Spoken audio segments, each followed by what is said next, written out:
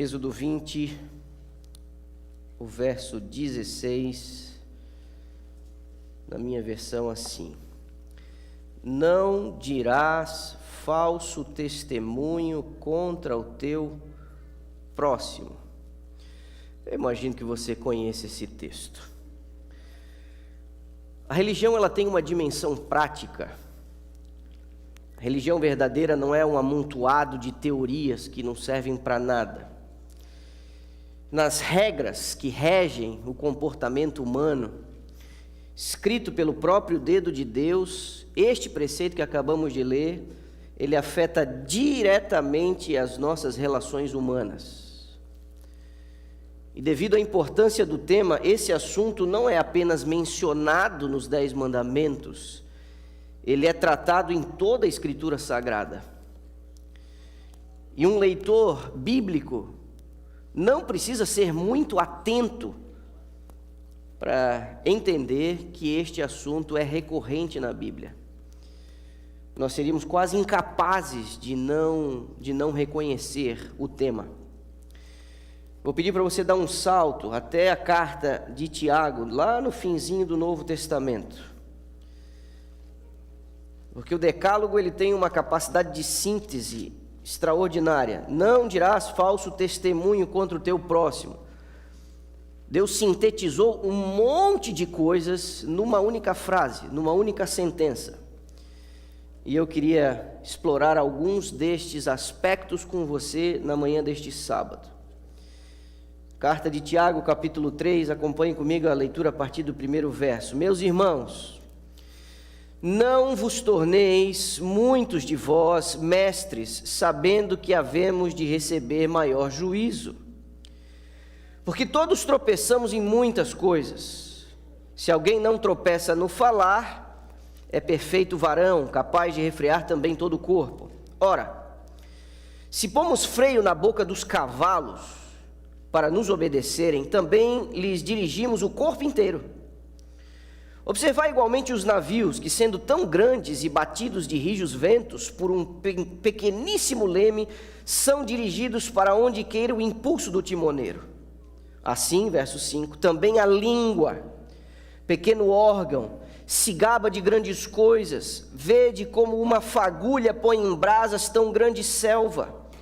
Ora, a língua é fogo, é mundo de iniquidade. A língua está situada entre os membros do nosso corpo e contamina o corpo inteiro, e não se põe em chamas toda a carreira da existência humana, como também é posta ela mesma em chamas para o inferno.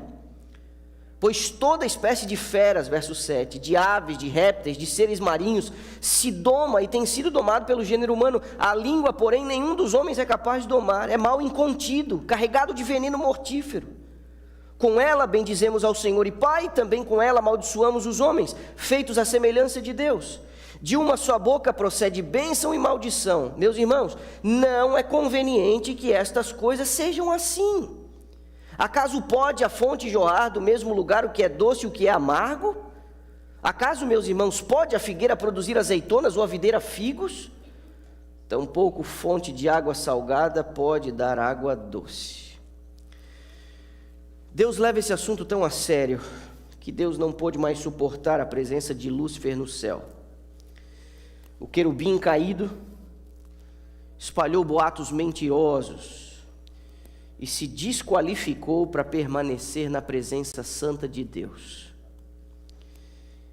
E se você é um candidato ao céu, quero dizer que você precisa se adequar ao céu. E este é um assunto que merece a nossa atenção.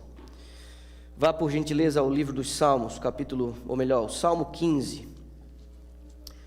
Salmo 15. Repare os 3 primeiros versos. Quem, Senhor, habitará no teu tabernáculo? Quem há de morar no teu santo monte? O que vive com integridade e pratica justiça, e de coração fala a verdade.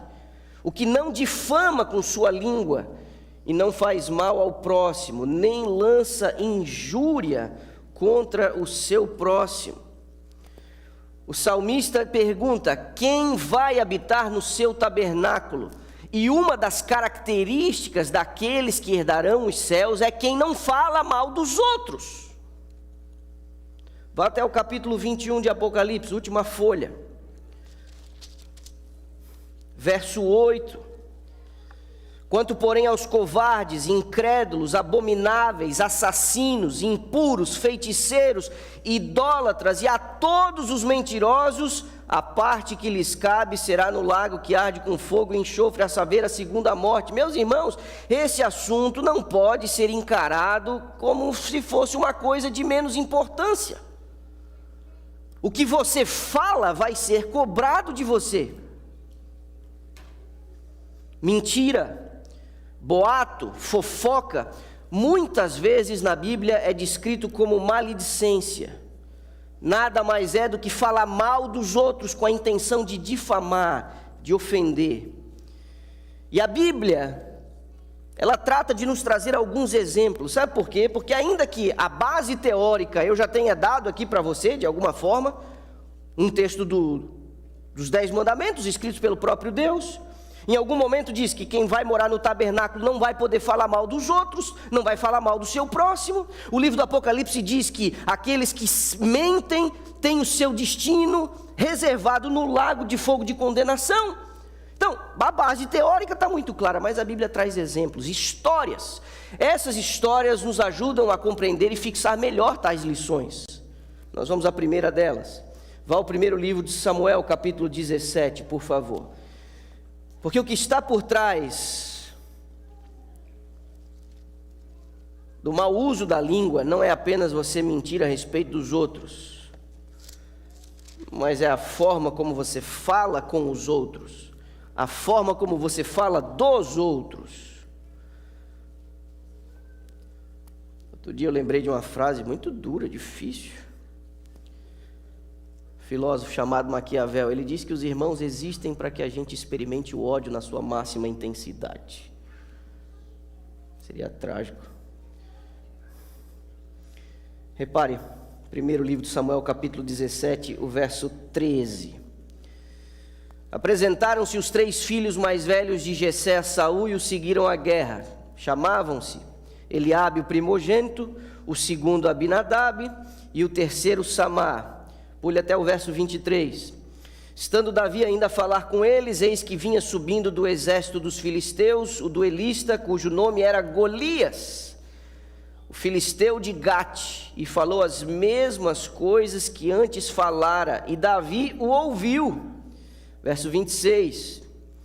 Então falou Davi aos homens que estavam consigo, dizendo: que farão aquele homem que ferir a este filisteu e tirar a afronta de sobre Israel? Quem é, pois, esse incircunciso filisteu para afrontar os exércitos do Deus vivo? Verso 28. Ouvindo Eliabe, seu irmão mais velho, falar àqueles homens, acendeu-se-lhe a ira contra Davi e disse: por que desceste aqui? E a quem deixaste aquelas poucas ovelhas no deserto? Bem conheço a tua presunção e a tua maldade, desceste apenas para ver a peleja. O irmão mais velho de Davi, Eliabe, ele estava ofendido, ressentido, desde a visita de Samuel à casa do seu pai. Aquela visita foi rodeada de algum mistério, e parte da conversa ninguém ouviu, a não ser Jessé e Davi. Mas esse mistério todo despertou suspeitas nos irmãos mais velhos sobre os reais motivos da visita. E eles se sentiram desprestigiados com o tratamento oferecido ao caçula. A pergunta de Davi no campo de batalha foi sentida como censura por parte do seu irmão mais velho, por sua covardia diante das afrontas de Golias. Me permita dizer a você, uma pessoa que se sente ofendida, desvalorizada, não sabendo lidar bem com esses sentimentos, pode ceder à tentação de julgar e criticar injusta e asperamente. Eu digo a você, tenha muito cuidado, o ciúme não reprimido é perigoso e violento, e por trás do falso testemunho, dos boatos, da fofoca, da mentira e da crítica, normalmente existe uma coisa chamada ciúmes. Salomão diz em Provérbios 16, 28, o homem perverso levanta a contenda, o difamador separa os maiores amigos. Eu posso imaginar que nos teus anos de experiência na face dessa terra, você já deva ter visto amizades se desfazerem por pessoas falarem mal umas das outras. É possível que você já tenha experimentado o sabor amargo de ser difamado, ou é possível que você também já tenha experimentado o sabor amargo de ter sido traído por alguém que você julgava podia confiar. Salomão também diz em Provérbios 26, o verso 20, sem lenha o fogo se apagará, e não havendo maldizente cessará a contenda. Se nós aprendêssemos a falar menos mal, teríamos menos contendas. O caso de Eliabe é um caso cruel, de alguém que estava ressentido por achar que não havia sido valorizado o suficiente, e na condição de homem da casa, o mais velho olha para o caçula com desprezo, chamando-o de presunçoso. Dê um pulo a João capítulo 12, por favor. Outro exemplo.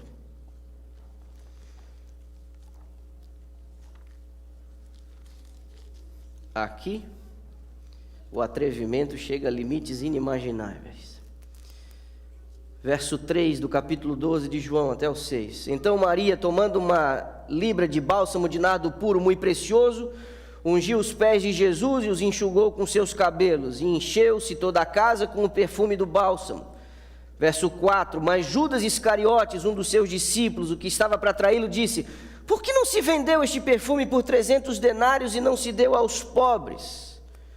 Olhe para mim, quanto mais revestida de interesse do bem comum, mais perigosa é a crítica, mais ardilosos são os seus argumentos e mais difícil a sua refutação. Sabe por que essa crítica de Judas foi perigosa? Porque ele revestiu a sua crítica apelando ao bem comum. É como se ele tivesse uma razão, é como se ele tivesse um motivo justo, razoável, para fazer crítica ao gesto daquela mulher. Ele estava pensando nos pobres. Muitas vezes as pessoas disfarçam as suas críticas com motivos aparentemente justos. E o que Judas faz aqui é que nesse coração egoísta dele, ele não conseguia entender tal ato de generosidade.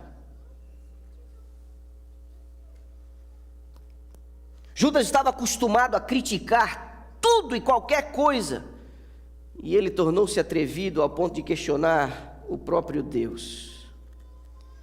Porque quando ele, aos ouvidos dos demais, do dono da casa que estava oferecendo um jantar para Jesus, ele lança a crítica sobre esta mulher, é como se ele estivesse criticando o próprio Jesus que consentiu com tal ato de generosidade. Como se Jesus não estivesse vendo, como se Jesus não estivesse tomando conta. Às vezes nós somos assim. Opinamos sobre coisas como se Deus não estivesse tomando conta. Judas se achava o cara, se achava superior aos seus companheiros. Criticar os outros 11 para ele era quase um dever, tamanha ignorância. As habilidades de Judas comparado aos outros era quase um desperdício. Ele está no meio desse grupo de gente iletrada e cabeça dura, grosseira.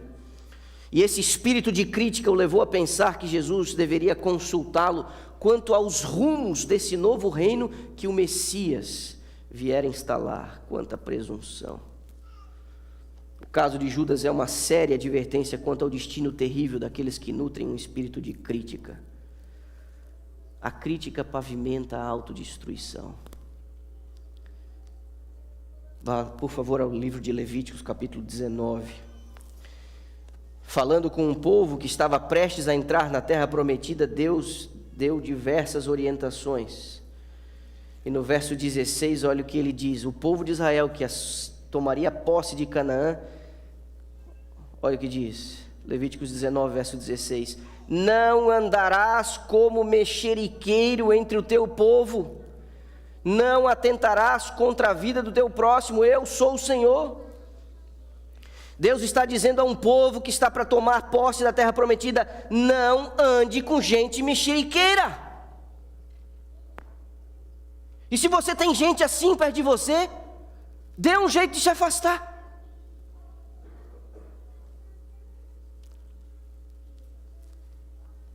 Gente mexeriqueiro não deveria sentir-se à vontade na sua presença. Não dê esse tipo de corda. Salmo 101, verso 5, aquele que difama o seu próximo às escondidas, Deus está dizendo, eu o destruirei. Isso é sério, isso é grave. Eu pergunto a você, você não acha que nós deveríamos ter um pouco mais de empatia? Você não acha que a gente às vezes trata os outros com muita severidade? A pergunta, onde está a compaixão própria dos seguidores de Jesus? Será que a gente, para se sentir um pouco melhor, precisa diminuir os outros com críticas?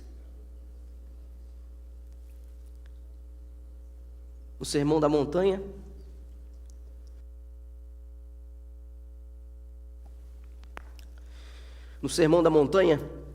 no capítulo 7, verso 2 de Mateus, Jesus diz assim, com o critério com que julgardes, sereis julgados, e com a medida com que tiverdes medido, vos medirão também. Vamos ao terceiro caso, ao livro de Neemias, por gentileza.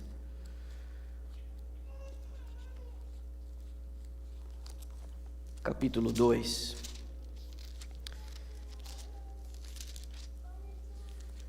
Isso é um caso que pode ajudar muito a igreja. Neemias 2, verso 10, lemos assim: disto ficaram sabendo Sambalate, o horonita, Tobias, o servo amonita, e muito lhes desagradou que alguém viesse a procurar o bem dos filhos de Israel. Capítulo 4, verso 2, primeira parte. Então falou na presença dos seus irmãos e do exército de Samaria e disse: que fazem estes fracos judeus aqui? Verso 8 do capítulo 4. Ajuntaram-se todos de comum acordo para virem atacar Jerusalém e suscitar confusão ali. Capítulo 6, versos 5 e 6. Então Sambalate me enviou pela quinta vez o seu moço, qual trazia na mão uma carta aberta, do teor seguinte: entre a gente se ouviu, e Gesem diz que tu e os judeus intentais revoltar-vos, por isso reedificais o muro, e segundo diz, queres ser o rei deles. Olha aqui para mim, muita coisa estava em jogo no período de Neemias, porque eles estavam voltando do cativeiro para Jerusalém. Jerusalém estava em ruínas e precisava ser reconstruída. E nesse processo, registrado neste livro, onde nós acabamos de ler algumas pequenas porções, nós temos lições importantíssimas sobre liderança, sobre inteligência emocional e sobre determinação. A oposição que Neemias precisou enfrentar veio de forma escalonada, e o camarada terrível se chama Sambalate. Quer xingar alguém? Use isso como um adjetivo. Sambalate, primeiro, quando Neemias chega na região, primeiro Sambalate oferece ajuda. A gente está aqui para ajudar. E Neemias entendeu que não deveria aceitar ajuda. Então, depois de agir, de ter a sua ajuda falsa oferecida e recusada, Sambalate age com descarno. Ele começa a andar ali por Jerusalém, nas imediações, vendo aquelas pessoas tentando reerguer o muro e estudar o caso e ver a condição, o tamanho do estrago, e começar a reconstruir pelo menos a fortaleza para proteger a cidade e os muros. Ele começa, depois de ter a sua ajuda recusada, ele começa a ficar falando: mas isso aqui não vai dar certo, não tem condições, a obra é muito grande, os trabalhadores são poucos. Não é que apareceu essa meia dúzia de judeus fracos? Ele começa a agir com escárnio, com desdém. Só que ele percebeu que a obra foi avançando, e a seguir, o próximo passo, ele começou a mentir. Ele espalhou falsos boatos. E os boatos é que ele ia mandar uma carta para o rei da Pérsia, dizendo que esse Neemias aí queria virar rei. Falsidade. Por último, ele os ameaçou com violência, e eles terminaram a reconstrução daquele muro com uma colher de pedreiro na mão e uma espada na outra para se proteger. Percebe? Essa oposição veio de maneira progressiva, gradual. Quando nós nos atrevemos a afirmar quais são as intenções do outro, igual Sanbalate fez. Neemias está fazendo isso aí porque quer virar rei. Olhe para mim, quando nós nos atrevemos a julgar as intenções de alguém, na realidade, nós não estamos revelando as intenções do outro, mas nós estamos falando de nós mesmos. Quando você acha que pode dizer o que os outros querem, o que os outros intentam, qual é a motivação dos outros, você está falando de si. E quanto mais ácido, quanto mais áspero, quanto mais cruel são os seus comentários, mais clara e evidente fica como a fonte do teu coração está comprometida.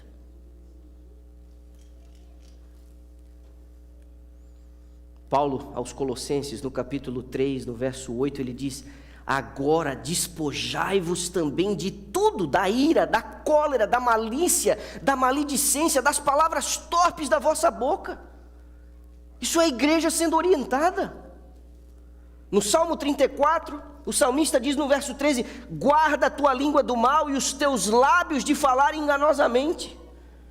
Eu pergunto a você o que todos estes casos que nós mencionamos aqui têm em comum. Eliabe, o irmão mais velho de Davi, Judas criticando a pobre coitada da Maria Madalena, e Sanbalate tentando frustrar os avanços de Neemias. O que todos esses casos têm em comum? Gente ciumenta, gente insegura, gente que se acha melhor que os outros, e nesse pântano de coisas mal resolvidas, as pessoas se tornam o braço direito de Satanás.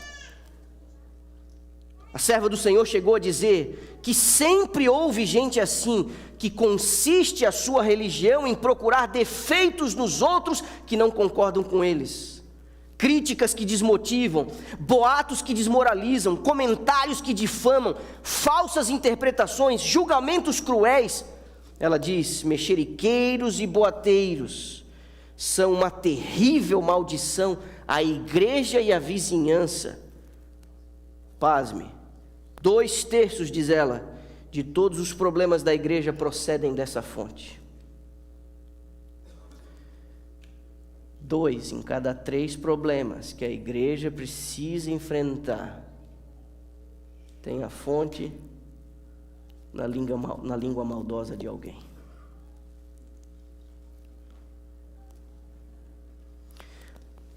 Quando nós nos arriscamos a vir à igreja, quando eu me arrisco a sentar na minha casa para preparar uma mensagem como essa, e quando você vem ouvir uma mensagem como essa, sabe o que acontece comigo e com vocês? Nós não somos mais inocentes em relação a esse pecado.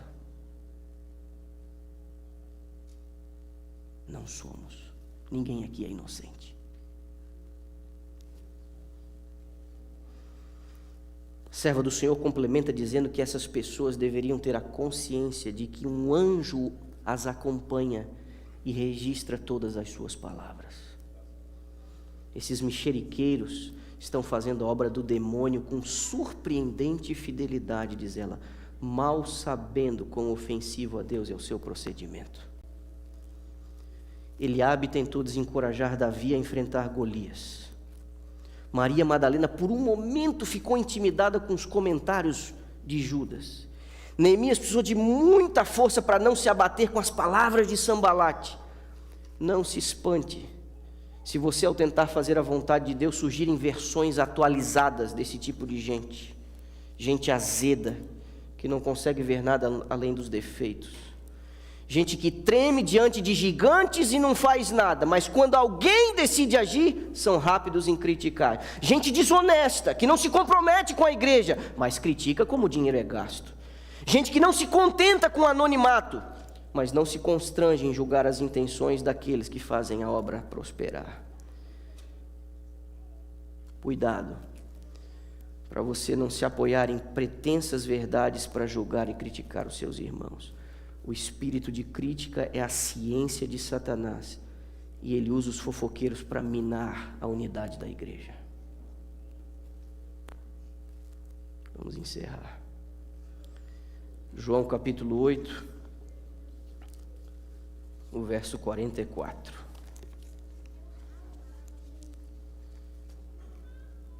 num debate acalorado de Jesus com a elite religiosa,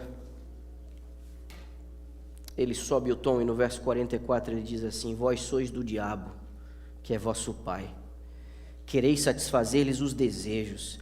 Ele foi homicida desde o princípio e jamais se firmou na verdade, porque nele não há verdade. Quando ele profere mentira, fala do que lhe é próprio, porque é mentiroso e pai da mentira. Vencer isso é um ato e uma decisão pessoal.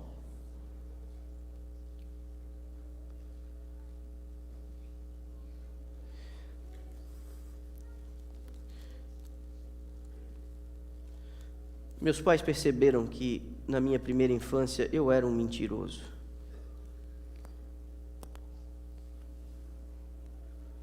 E eu tenho muita vergonha de dizer isso.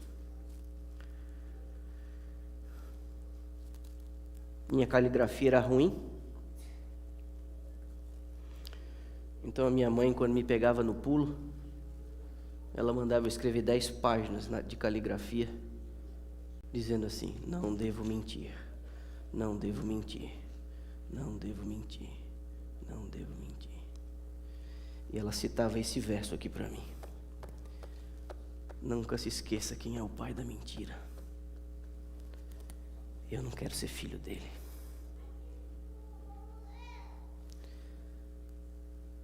Nós precisamos ser mais exatos com as nossas respostas.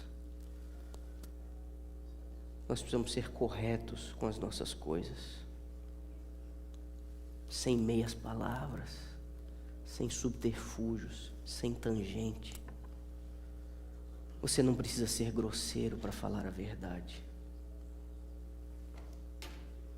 Mas boa parte das nossas mentiras, todas essas mentiras são desnecessárias, mas boa parte dessas mentiras são absolutamente insanas.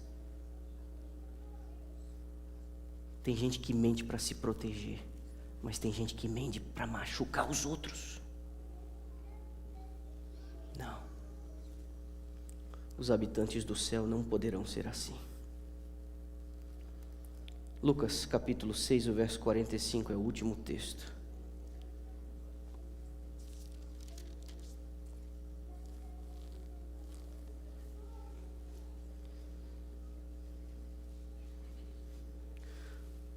Alguns de vocês devem lembrar uma marca de chocolate muito famosa no Brasil chamada Garoto.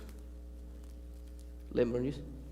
Caixa amarela, bombons sortidos dentro. Alguns de vocês lembram?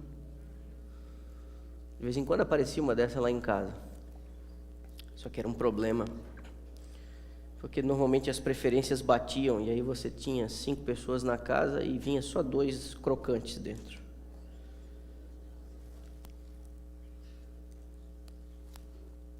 Eu peguei um desse e comi. E joguei o papel debaixo da cama da minha mãe. Na hora da sobremesa, abriram a caixa. Peraí, tinha 2 crocantes aqui. Manolo, foi de cara assim, né? Todo mundo. Você comeu o chocolate? Não. Olha aqui que eu estou te fazendo uma pergunta. Você comeu o chocolate? Não. Você tem certeza? Eu vou te dar a chance pela terceira. Por que vocês sempre desconfiam de mim? Porque sempre sou eu. Por que vocês sempre olham para mim?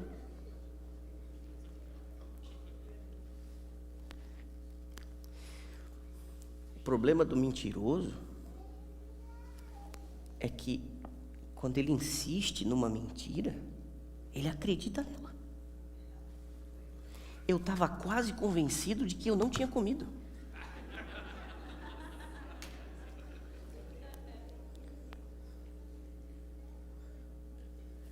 Instantes depois, era um domingo, minha mãe disse: você faz isso, você faz isso, você faz isso, eu faz aquilo. Meu irmão estava lá, passando o aspirador no quarto da minha mãe, e na hora que ele coloca assim o negócio para baixo, o negócio... Aí, ele, sem saber o que era, parou.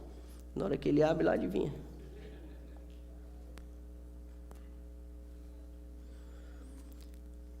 Naquele dia eu tive um encontro com Deus, sabe?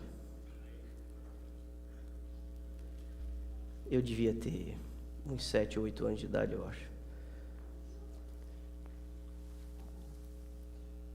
E eu decidi assim, cara, eu não posso mentir mais. O mentiroso não tem paz. O mentiroso não tem sossego. O mentiroso, ele é refém da verdade. Ele não tem sossego. E tem gente que não tem sossego na vida porque vive sempre na mentira, viciado na mentira sobre si, na mentira sobre os outros.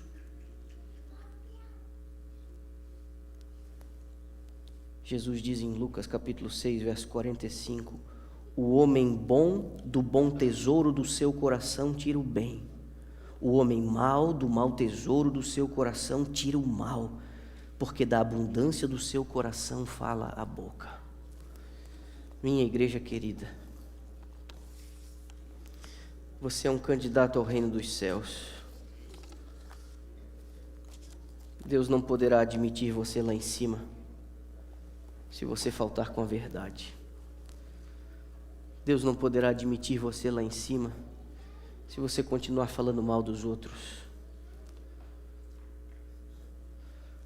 E normalmente quando nós falamos mal dos outros, nós não apenas nos atemos às verdades, a gente faz incrementos de maldade, a gente aumenta, a gente superdimensiona.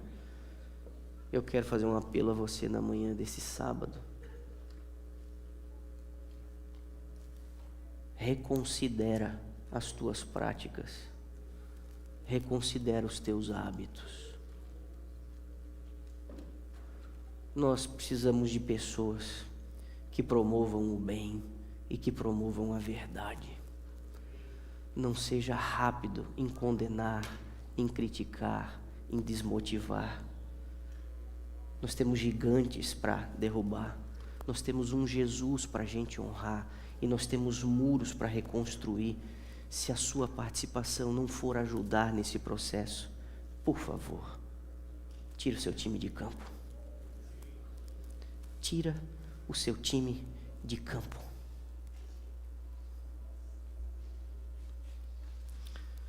Querido Deus e amado Pai,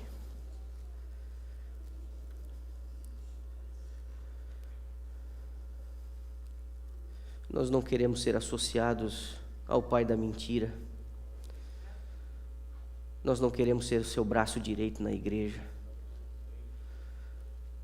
Nós não queremos demonstrar o nosso apoio a ele falando mal dos nossos irmãos, mentindo, criticando, desmotivando. Nós não queremos, Pai. Nós não queremos. E a unidade da igreja passa pela compaixão que nós manifestamos uns pelos outros, pela exatidão de nossas palavras, pela ternura nos nossos relacionamentos, pela compaixão diante das falhas dos outros, da limitação dos outros. A igreja tem algumas frentes de trabalho e de ação. E nós precisamos entender que a nossa participação ela precisa ser positiva. Que a gente tenha a decência cristã de incentivar positivamente quem está tentando fazer alguma coisa. Davi era só um rapaz. Que tristeza ver a censura daquele irmão mais velho, que deveria estar preocupado com sua segurança, que deveria ter o apoiado. Que tristeza ver Judas lançando críticas sobre aquela pobre alma e trazendo os discípulos para o lado dele.